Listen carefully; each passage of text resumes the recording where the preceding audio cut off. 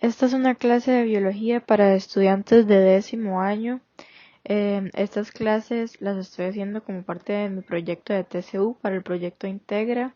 Mi nombre es Paulina Toya Fonseca y en esta clase vamos a ver ejemplos de cruzamientos de determinados caracteres que ya habíamos visto anteriormente en otra clase que también había grabado.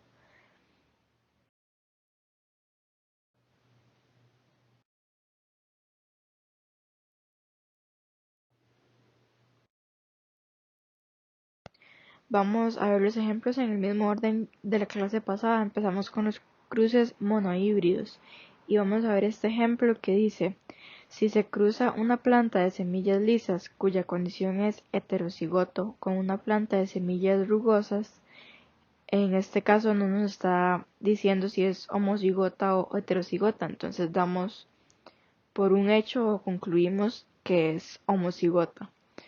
¿Cuál será el resultado genotípico y fenotípico? Entonces, ahí está la representación: una planta de semilla lisa, como nos dice que es heterocigota, entonces se representa con A mayúscula, A minúscula. Y la planta de semillas rugosas, como ya les dije, que no nos dice, no especifica si es heterocigota o homocigota, entonces damos por un hecho que es homocigota. Por lo tanto, como la característica rugosa es recesiva, entonces se representa con doble A minúscula. Entonces, con estos datos se hace la tabla para representar el cruce y entonces sacamos el resultado. Acá podemos ver la tabla un poco más grande y los resultados. Entonces, la representación de los resultados se ve en la tabla en los cuadros que están de color blanco. Pero, ¿qué quieren decir esas A mayúsculas y esas A minúsculas? Entonces, ya lo vemos en los resultados. Recordemos que la característica rugosa es recesiva y se representa por una A minúscula, y la característica de semillas lisas es dominante, por lo tanto se caracteriza por una A mayúscula. Entonces, en los resultados fenotípicos, que son los que se ven a simple vista, tenemos que son 50% semillas lisas y 50% semillas rugosas, con una proporción de 2:2. Entonces, ¿por qué 50% semillas lisas? Porque en los resultados hay dos cuadros en donde vemos la característica dominante de la A mayúscula y vemos dos resultados en donde no está esa A mayúscula. Y en los resultados genotípicos tenemos 50% heterocigoto, que heterocigoto se representa con A mayúscula, A minúscula, y como hay dos cuadritos con ese resultado, entonces sería un 50%. Y el otro 50%, que son los otros dos cuadritos que tienen las dos A minúsculas, son homocigotos recesivos, igual con una proporción de 2:2. Este otro ejemplo, que también es de cruce monohíbrido, que dice: del cruce de dos plantas se obtuvo como resultado fenotípico 25% semillas rugosas y 75% semillas lisas. Averigüe la condición fenotípica y genotípica de los padres parentales. Entonces nos están diciendo: plantas de semillas rugosas 25%. Y como la característica rugosa es recesiva, entonces sabemos que ese 25% se representan con dos A minúsculas, porque recuerden que para que la característica recesiva, que es la rugosa, se vea a simple vista fenotípicamente, tiene que ser en una condición homocigota, entonces sería doble A minúscula. En cambio nos dicen que el 75% restante es de plantas de semillas lisas. Y para que sea fenotípicamente una planta de semillas lisas, puede ser ya sea homocigota o heterocigota. Entonces puede ser cualquiera de las dos, ese 75%. Se puede dividir entre homocigotas y heterocigotas. Acá podemos ver los resultados en la tabla y se ve que para poder obtener el resultado de 75% semillas rugosas y 25% semillas lisas, se deben de cruzar dos plantas de semillas lisas en condición heterocigota. Entonces, esos serían los resultados, porque en este problema nos están preguntando por los padres, o sea, las dos plantas que van a dar origen a ese 25 y ese 75% que estábamos hablando. No nos están preguntando por el resultado del cruce. Entonces, por eso, los resultados, como los padres son dos plantas de semillas lisas en condición heterocigota, entonces el resultado sería un fenotipo de 100% semillas lisas y genotipo 100% de semillas heterocigotas. Y si nos ponemos a ver la tabla, el 75% de que nos hablaba en el problema de semillas lisas, vemos que más específicamente se dividen en 25% de condición homocigota y 50% de condición heterocigota.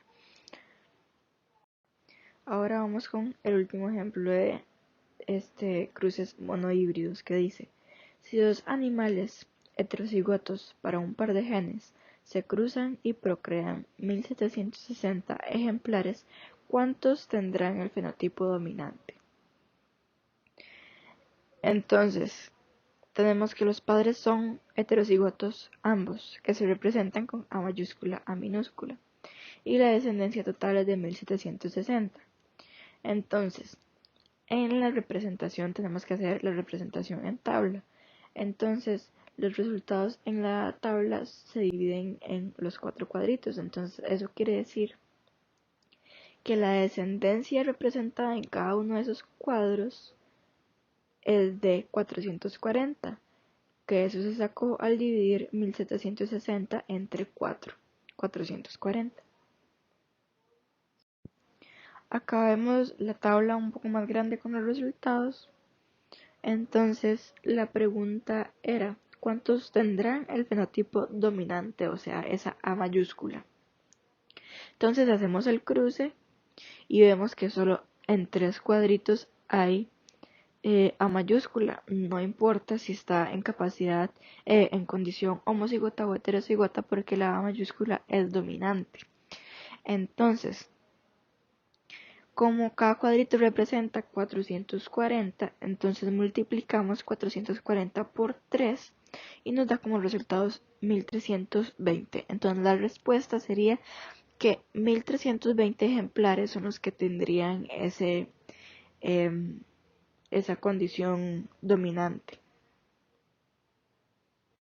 Ahora vamos a ver los cruces dihíbridos, y el primer ejemplo dice: al permitir la autofecundación entre los individuos, entre dos individuos cualesquiera de la F1, que ese cruce F1 ya me lo están dando aquí abajo en la tabla con los resultados. La pregunta dice: ¿cuál sería el resultado fenotípico obtenido en la generación F2? Entonces, como me preguntan por F2, lo que tengo que hacer es agarrar dos individuos del resultado de la generación F1 y cruzarlos entre sí para ver el resultado de la generación F2. Entonces, como vemos en la tabla F1, los resultados en los 4 cuadritos son todos iguales, entonces podemos cruzar cualquiera de ellos. Entonces, los padres serían estos que aparecen a la derecha, y esos hay como que hacer un tipo como de multiplicación. Entonces, la primera L mayúscula la unimos con la A mayúscula del otro lado.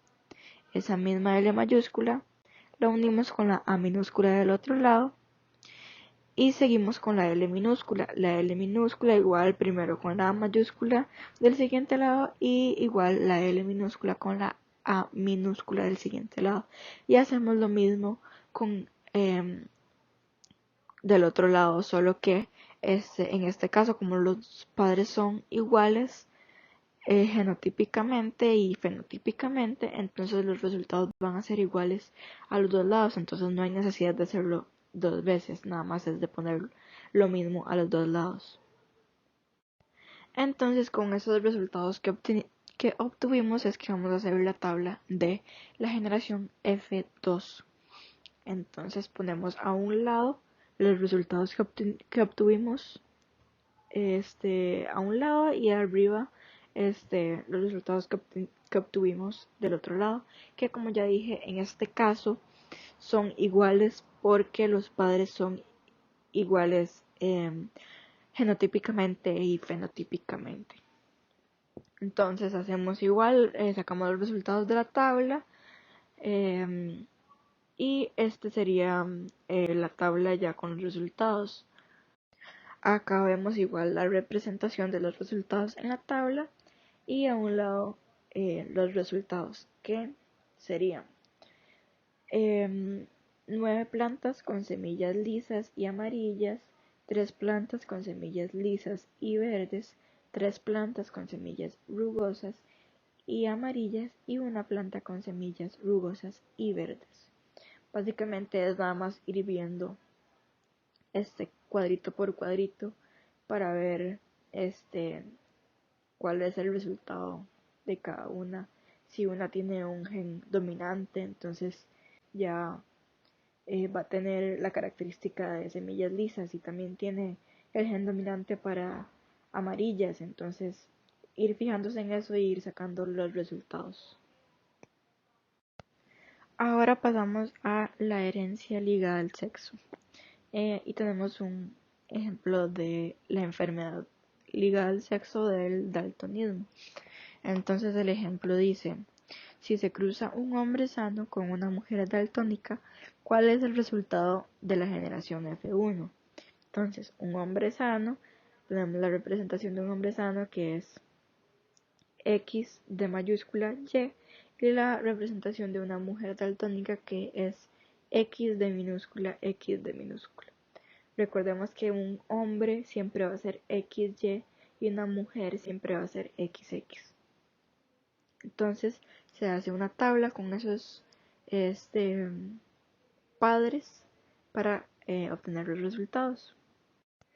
Acá tenemos la tabla un poco más grande y los resultados. Entonces, como podemos ver, en los resultados son 50% mujer portadora y 50% hombre enfermo. Y esto lo sacamos con solo ver los cuadritos que están en color en blanco. Que si tienen dudas o todavía no se lo saben bien, pueden devolverse a la clase pasada donde aparece una tabla con la representación de hombre enfermo, mujer portadora, que cada representación es diferente, entonces eso sí hay que aprendérselo para poder sacar los resultados más fácil.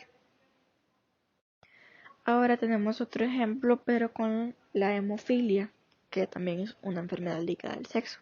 El ejemplo dice, Ana es una mujer sana que contrae matrimonio con Beto, hombre hemofílico. ¿Cuál sería el resultado de su descendencia? Entonces, Ana es una mujer sana, entonces una mujer sana es XH mayúscula, XH mayúscula. Y Beto es hemofílico, entonces la representación de un hombre hemofílico sería XH minúscula Y. Hacemos una tabla con esos datos y obtenemos los resultados. Acá igual tenemos la tabla un poco más grande con los resultados. Igualmente con solo verlos podemos decir que los resultados son 50% mujer portadora y 50% hombre sano.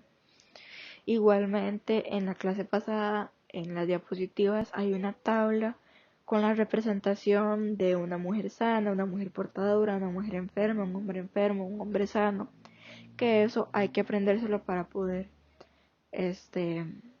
obtener los resultados, por saber los resultados. Y con eso, con solo verlos, uno ya sabe si es mujer portadora, hombre sano o así. Ahora vamos con la herencia intermedia del ejemplo. Dice, si al cruzar una rata color azul con una rata gris, se obtiene rata celeste. ¿Cuál es el resultado esperado del cruce de una rata azul con una rata celeste? Entonces la representación de una rata azul es AA y de una rata celeste es AG. Entonces con esos... ¿Y por qué una rata celeste se representa con AG? Porque al cruzar una rata color azul con una gris, entonces se hace una rata celeste. Entonces la A del azul y la G del gris. Entonces una rata celeste se representa con AG. Entonces agarramos esa rata azul y esa rata celeste, se hace el cruce entre ellos, se hace una tabla y obtenemos los resultados. Acá tenemos la tabla con los resultados y como podemos ver hay dos cuadritos con AA, entonces sería 50% ratas azules, y los otros dos cuadritos con AG, entonces el otro 50% son ratas celestes, y tenemos los resultados. Vamos con el ejemplo de sistema de alelos múltiples que dice: Luis, de tipo de sangre AB, y Mariana, de tipo sanguíneo O, desean saber el posible tipo de sangre de su descendencia. ¿Cuál es el resultado esperado? Entonces, Luis, tipo de sangre AB, entonces sería L mayúscula A, L mayúscula B. Y Mariana es tipo sanguíneo O, entonces la representación de tipo sanguíneo O es I minúscula, I minúscula. Entonces igualmente con esos datos hacemos una tabla, hacemos el cruce para obtener los resultados. Aquí podemos ver la tabla un poco más grande con los resultados. Recordemos que para el grupo sanguíneo A y para el grupo sanguíneo B hay dos representaciones, que sería para el grupo sanguíneo A I mayúscula A, I mayúscula A, o I mayúscula A, I minúscula. Y para el grupo sanguíneo B sería I mayúscula B, I mayúscula B, o I mayúscula B, I minúscula. Entonces, como podemos ver, hay un 50% de grupo sanguíneo A, porque hay en dos cuadritos I mayúscula A, I minúscula. Y el otro 50% es de grupo sanguíneo B, porque hay dos cuadritos en donde hay I mayúscula B y minúscula. Entonces esas serían las probabilidades. La descendencia de ellos dos puede solo ser o grupo sanguíneo A o grupo sanguíneo B en una probabilidad de 50-50.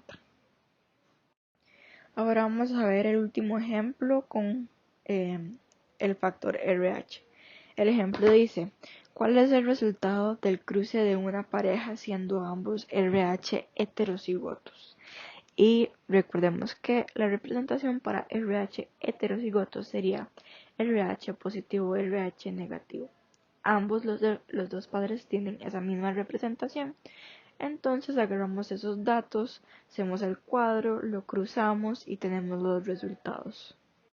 Entonces acá tenemos los resultados y la tabla. Entonces recordemos que el RH positivo es dominante.